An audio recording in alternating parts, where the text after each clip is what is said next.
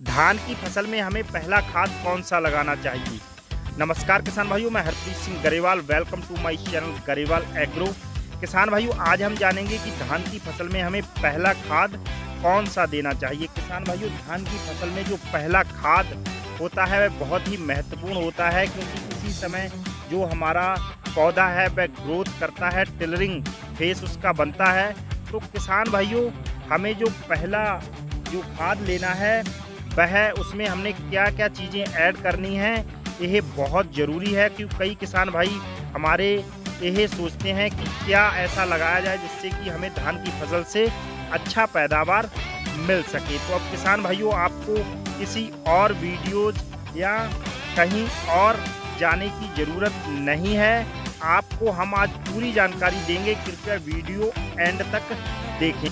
और धान की फसल से संबंधित कोई भी जानकारी चाहिए तो कमेंट बॉक्स में कमेंट कर पूछ सकते हैं। तो किसान भाइयों, हम जानेंगे कि पहली खाद में हमें क्या क्या लेना है। किसान भाइयों, सबसे पहले जो हमें खाद डालना है उसमें किसान भाइयों, यदि आप NPK यूज कर चुके हो तो अच्छी बात है किसान भाइयों, नहीं तो जैसे कि NPK में सुपर, नाइट्रोजन और पोटास की मात्रा होती है, यानी फास्फोरस, यूरिया और पोटास।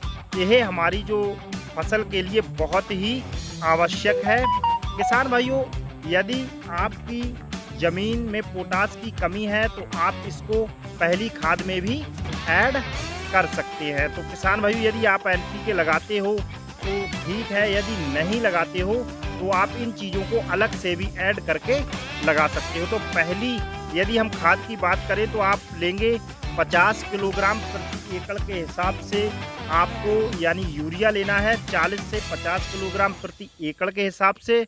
और किसान भाइयों, जो दूसरी महत्वपूर्ण चीज़ धान की फसल के लिए वह 5 किलोग्राम 33% जिंक।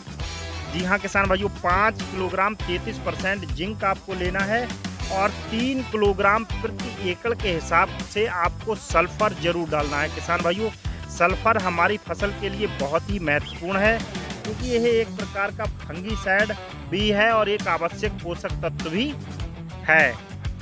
और किसान भाइयों, धान की अच्छी ग्रोथ के लिए आप इसमें 500 ग्राम ह्यूमिक एसिड किसी अच्छी कंपनी का, या आप तो 10 किलोग्राम आप सागर का भी इसमें ऐड कर सकते हैं, इफ्को का। किसान भाइयों, और यदि हम बात करें तो यदि ये खाद लगाने के बाद हमारे किसान भाई कई कहते हैं कि अभी भी हमारे धान में कहीं कहीं पीलापन है, तो किसान भाइयों, आप 3 से 4 किलोग्राम मैग्नीशियम सल्फेट और 3 से 4 किलोग्राम फेरस सल्फेट।